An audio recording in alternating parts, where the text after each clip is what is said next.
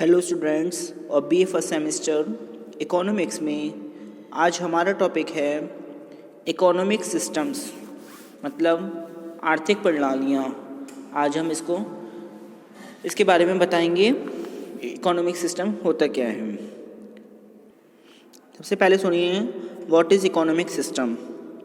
An economic system is a mechanism which deals with the production, distribution and consumption of goods and services in a particular society and comprises of people, institutions and their relationship. It addresses problems like allocation or scarcity of resources. मतलब किसी अर्थव्यवस्था की विभिन्न संस्थाओं, नियमों और प्रतिमानों के समूह को आर्थिक प्रणाली कहते हैं। इकोनॉमिक सिस्टम को हम आर्थिक प्रणाली बोलते हैं जिनके द्वारा अर्थव्यवस्था का संचालन होता है। प्रत्येक व्यक्ति की आवश्यकताएं असीमित होती हैं। एक आवश्यकता पूरी होने पर दूसरी आवश्यकता महसूस होने लगती है। प्रत्येक व्यक्ति इन आवश्यकताओं को पूरा करने का प्रयास करता रहता है, जिसके लिए उसे कोई ना कोई आर्थिक क्रिया करनी होती है, जिससे कि वह उस क्रिया द्वारा अर्जित आय से अपनी आवश्यकताओं को पूरा कर सके। ऐसे संगठन एवं संस्थाओं को जो कि लोगों को जीविकोपार्जन में सहायता करते हैं तथा उत्पादन प्रदान करते हैं, सामाजिक रूप से आर्थिक प्रणाली कहते हैं। सरल शब्दों में जिन आर्थिक संस्थाओं के अंतर्गत मानव की उपभोग, उत्पादन, वितरण एवं राजस्व संबंधी आर्थिक क्रियाओं का संपादन होता है, उसे आर्थिक प्रणाली कहते हैं। आर्थिक संस्थाओं में प्रमुख रूप से निजी संपत्ति, आर्थिक स्वतंत्रता, कीमत प्रणाली, प्रतियोगिता, व्यापारिक निगम, परिवार आदि को सम्मिलित किया जाता है। समय अनुसार ये संस्थाएं संशोधित व बदलती रहती हैं। इन संस्थाओं में परिवर्तन या तो योजनाबद्ध तरीके से किया जाता है या स्वतः हो जाता है। सामान्यतः समाजवादी आर्थिक प्रणाली की संस्थाओं में परिवर्तन योजनाबद्ध तरीके से और पूंजीवादी आर्थिक प्रणाली में परिवर्तन स्वतः ही हुए हैं। इस प्रकार आर्थिक संस्थाओं में परिवर्तनों के द्वारा आर्थिक प्रणालियों का निर्माण व्यक्तियों द्वारा किया गया है। आगे अब आता है टाइप्स ऑफ इकोनॉमिक सिस्टम मतलब आर्थिक प्रणाली के प्रकार। There are 3 types of economic systems. Number first है कैपिटलाइज्ड इकोनॉमी यानी कि पूंजीवाद। नंबर 2 सोशलिस्ट इकोनॉमिस्ट मतलब समाजवाद। और नंबर 3 मिक्स्ड इकोनॉमी यानी कि मिश्रित अर्थव्यवस्था।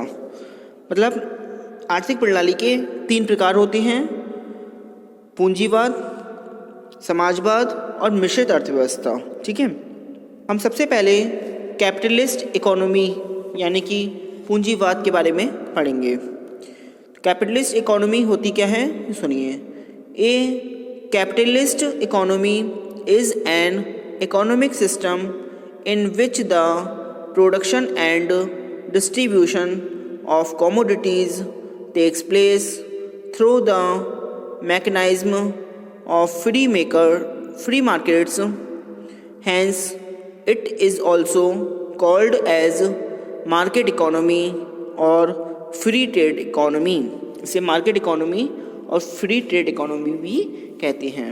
अब इसको हिंदी में सुनिए। पूंजीवादी अर्थव्यवस्था प्रतियोगिता के आधार पर संगठित व्यवस्था है। इस व्यवस्था पर कीमत संयंत्र का संपूर्ण नियंत्रण होता है। अर्थव्यवस्था में उत्पादन के संपूर्ण साधनों पर व्यक्तियों अथवा व्यक्तिगत संस्थाओं का स्वामित्व होता है। इन साधनों का उपयोग वे निजी लाभ को अधिकाधिक बढ़ाने के लिए स्वतंत्रतापूर्वक करते हैं। इस व्यवस्था में वस्तुओं के उत्पादन, उनके उपभोग, उनके मूल्य निर्धारण तथा साधनों के बंटवारे से संबद्ध सभी महत्वपूर्ण निर्णय निजी या व्यक्तिगत लाभ को दृष्टि में रखकर ही किए जाते हैं। इस व्यवस्था का प्रारंभ 18वीं शताब्दी में इंग्लैंड में हुआ, औद्योगिक क्रांति के परिणाम स्वरूप हुआ। तत्पश्चात यह विश्व के सभी देशों में फैल गया। अब आते हैं डेफिनेशंस ऑफ कैपिटलिज्म, मतलब पूंजीवाद की परिभाषाएं। तो इनकी कुछ परिभाषाएं हैं वो निम्न हैं। नंबर फर्स्ट है, मतलब पहली परिभाषा है according to Benham, subject to the limitations by the state everybody is more or less free to do what he likes. The economic activities of the community are determined by the apparently uncoordinated decisions of a multitude of different persons. Since each owner of a factory of production is free to use it as he pleases and to dispose of its earnings as he wishes, मतलब बेनहम के अनुसार राज्य द्वारा कुछ प्रतिबंधों को छोड़कर प्रत्येक व्यक्ति अपनी इच्छानुसार समाज की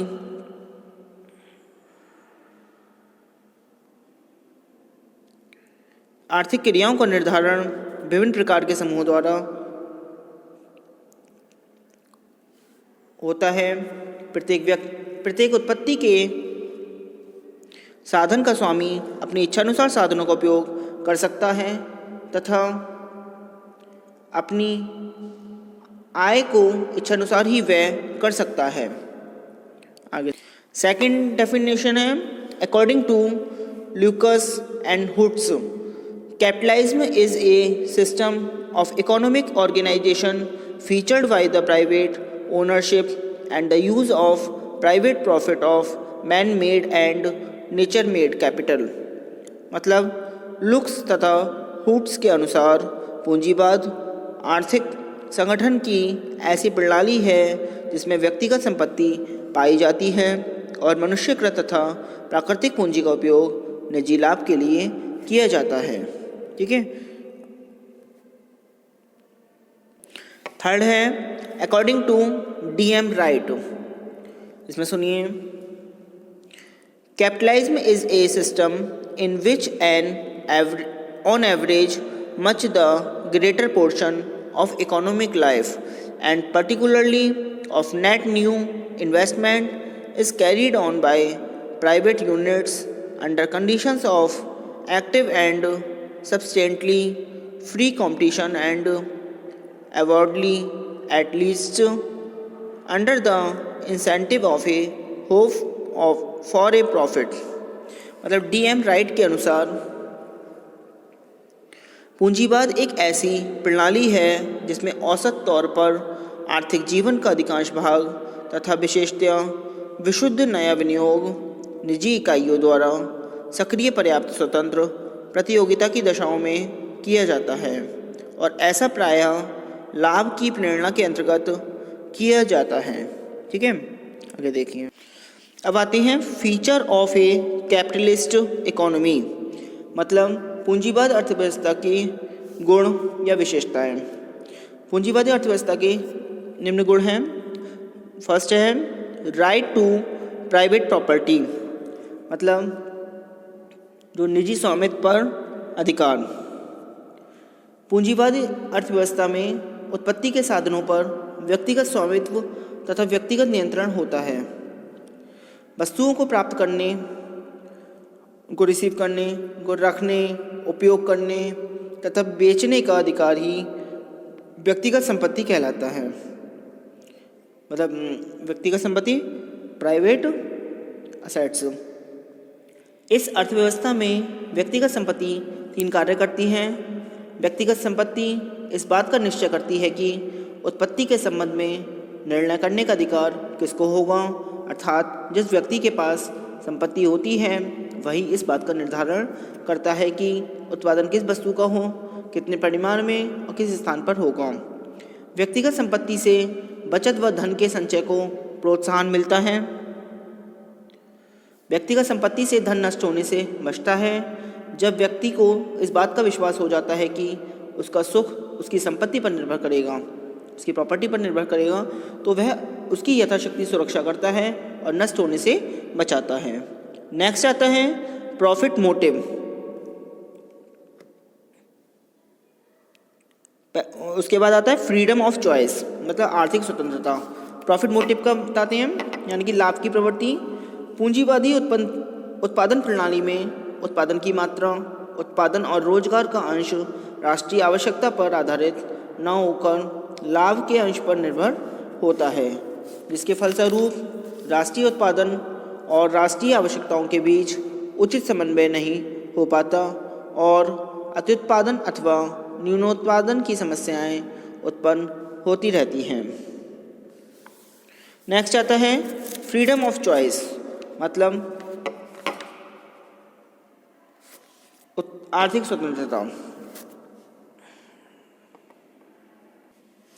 इसमें सुनिए, पूंजीवादी अर्थव्यवस्था में प्रत्येक नागरिक को अपनी व्यक्तिगत पूंजी और उससे प्राप्त आय को अपनी इच्छानुसार व्यय करने की स्वतंत्रता रहती है। इस स्वतंत्रता से संबंधित पूंजीवाद की 3 विशेषताएं होती हैं: व्यावसायिक स्वतंत्रता, प्रसंवेदना संबंधी स्वतंत्रता तथा उपभोक्ताओं के लिए चुनाव की स्वतंत्रता। व्यावसायिक स्वतंत्रता का अर्थ है कि राज्य के नियमों के अंतर्गत एक नागरिक को अपनी इच्छानुसार कोई भी व्यवसाय चलाने की पूर्ण स्वतंत्रता रहती है। इसी प्रकार उपभोक्ता के रूप में उसको यह अधिकार होता है कि वह अपनी आय से इच्छित वस्तुओं और सेवाओं का उपभोग करे। इसी प्रकार एक व्यक्ति को यह भी स्वतंत्रता रहती है कि वह अपनी संपत्ति का स्वयं उपभोग करे अथवा उसे दूसरों को उपभोग हेतु रेंट पर दे सके। यह स्मरण रहे कि पूंजीवादी अर्थव्यवस्था में भी नागरिक की आर्थिक स्वतंत्रता निरपेक्ष नहीं होती है। सार्वजनिक स्वास्थ्य, नैतिकता और न्याय हेतु सरकार आर्थिक स्वतंत्रता पर अनेक प्रकार के नियंत्रण, अनेक प्रकार के कंट्रोल लगाती है। बाल श्रम नियम, फैक्ट्री नियम, न्यूनतम मजदूरी नियम आदि कुछ सामाजिक नियंत्रण के उदाहरण हैं, जिसके अंतर्गत व्यक्ति अपने आर्थिक स्वतंत्रता के अधिकार का उपभोग कर पाता है। नेक्स्ट आता है मार्केट फोर्सेस और फिर उसके बाद आता है मिनिमल रोल ऑफ गवर्नमेंट। तो इसमें थोड़ा सुन लीजिए। पूंजीवादी अर्थव्यवस्था में व्यक्तिगत संपत्ति के स्वामित्व से संबंधित उत्तराधिकार का अधिकार भी एक आवश्यक गुण होता है। संपत्ति को हस्तांतरित करने के अंतर्गत 2 अधिकारों का समावेश होता है। प्रत्येक संपत्ति के स्वामी को अधिकार होता है कि वह स्वतंत्रतापूर्वक इस बात का निश्चय कर ले कि उसकी मृत्यु के बाद उसकी संपत्ति का अधिकारी कौन होगा। यदि किसी व्यक्ति का संपत्ति के अधिकारी से निश्चित संबंध है तो उसको संपत्ति उत्तराधिकार स्वरूप मिल जाएंगी। आज के लिए इतना ही। Thank you very much.